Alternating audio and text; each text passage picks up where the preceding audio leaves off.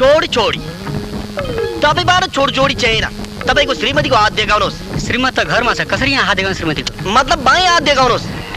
ए श्रीमतीबाट तपाईको दुईटा छोडछोडी लेखेको छ, तर तपाईबाट छोडछोडी चाहिएन। ए होला। रात में सोने के बाद सपना देख्छ, दिन में देख्दैन। त्यो त सबैले देख्छन् नि।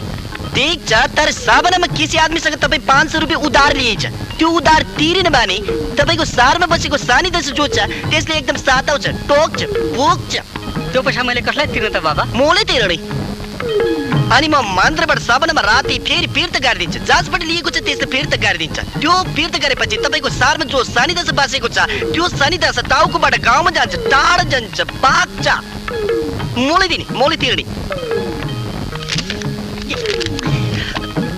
अरे बाप की काली कापर काली दानूर के दारी बेल की गाड़ी काते परक न परी 500 रुपये जॉम पारी। लो बाबा म जाउँ त। कल्याणम कल्याणम कल्याणम कल्याणम।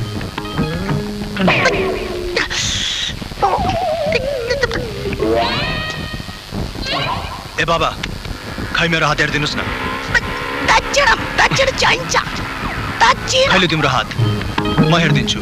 हेर्नु पर्छ। मलाई दक्षिणा पर्दैन। अब तिम्रो भविष्यवाणी म बताउँछु। राशि कर्कट, नक्षत्र नरकट, उमेर 23-24 वर्ष, कलेजदेखि नै जिस्किने ठट्टा गर्ने बानी, नाम हो तिम्रो कन्हैया, साला बेकुफ गधा बदमाश। मेरो भरत, मैले केही गर्न सकिन भरत, म बर्बाद भए। ग्रेजुएसन गरेपछि मैले जागिरको लागि कयौं अफिसको ढोकाहरू धाए।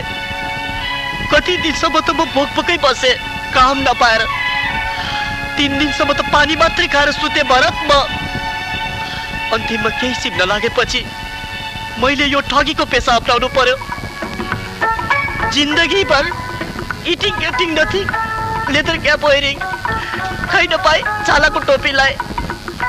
मेरो दुर्गति भयो भरत। यता सुन कन्हैया, यता सुन।